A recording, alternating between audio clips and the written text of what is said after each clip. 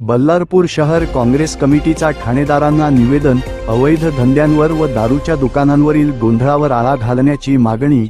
बल्लारपूर शहर काँग्रेस कमिटीच्या अल्पसंख्याक विभागाच्या वतीने शहरातील वाढत्या अवैध धंद्यांवर तसेच दारूच्या दुकानांवरील गोंधळावर आळा घालण्याच्या मागणीसाठी पोलीस ठाण्यात निवेदन सादर करण्यात आले।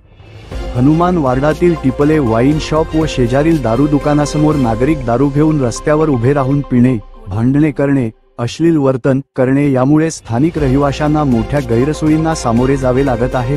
विशेषतः महिलांना ये जा करताना अडचणींचा सामना करावा लागत असल्याची तक्रार निवेदनात करण्यात आली आहे।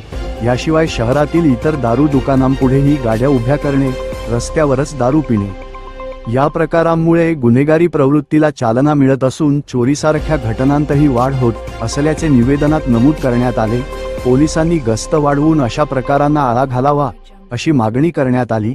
तसेच हायवेवरील शाळेसमोर मोठ्या ट्रकांची पार्किंग केली जाते, यामुळे शालेय विद्यार्थ्यांच्या सुरक्षिततेचा प्रश्न निर्माण झाला असून तातडीने हे ट्रक हटवावेत अशीही मागणी करण्यात आली।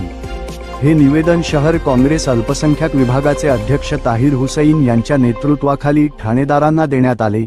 यावेळी शहर काँग्रेस सचिव दौलत बुंदेल, सोशल मीडिया प्रमुख शेख कासिम, व्यापारी मंडळाचे हरीश चूक, महासचिव सय्यद अजीज, उपाध्यक्ष बशीर खान, किशोर नागराले, अमजद खान, साई, संजय बोमले, नजीर सय्यद, ताहिर शेख, श्रीनिवास निजाम, मोनू शेख, अंकित मोरे, संजय उपटलवार आदी कार्यकर्ते उपस्थित होते। आमच्या विदर्भ माझा न्यूज 24 चॅनलला लाईक करा, शेअर करा, सबस्क्राईब करा आणि बेल आयकॉन दाबायला विसरू नका।